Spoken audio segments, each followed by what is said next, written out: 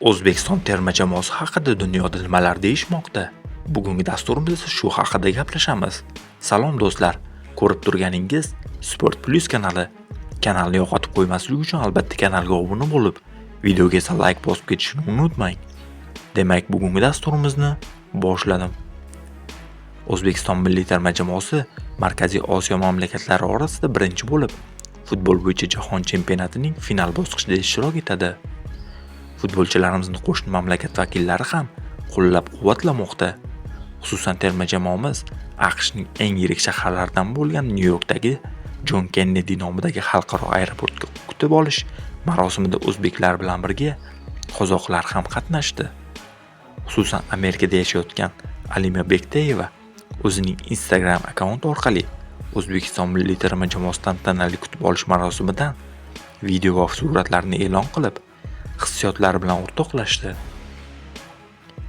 Amerikada bo'lgan butun Qozog'iston, butun Markaziy Osiyo xalqlari O'zbekiston uchun muxlislik qilmoqda.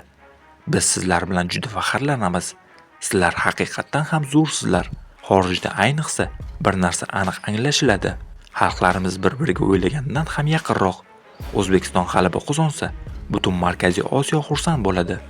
Sizlar bilan faxrlanamiz yigitlar. Mintaqamiz bayrog'ini shunchalik baland ko'tarayotganingiz uchun rahmat deb yozdi Alma Beketayeva o'z postida.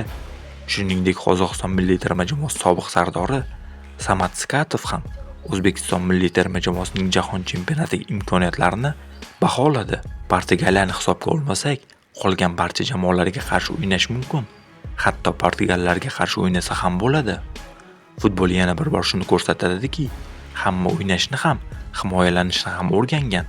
Agar jamoa yaxshi himoyalansa, uni yorib o'tish juda qiyin bo'ladi.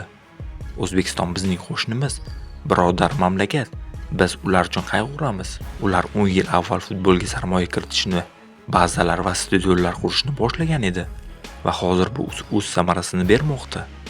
Qozog'istonda ham akademiyalar va stadionlar qurilmoqda, lekin natija juda tez bo'lishini kutish kerak emas, dedi Smakov.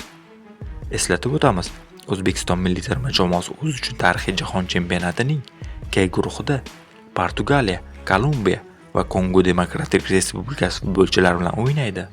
Qadrli do'stlar, siz nima deb o'ylaysiz? O'zbekiston guruhda Portugaliya yoki Kolumbiyani yenga oladimi?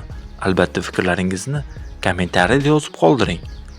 Sport Plus kanalimizga ham obuna bo'lib qo'yishni unutmang. Kelasi dasturlarda ko'rishguncha xayr, salomat bo'ling.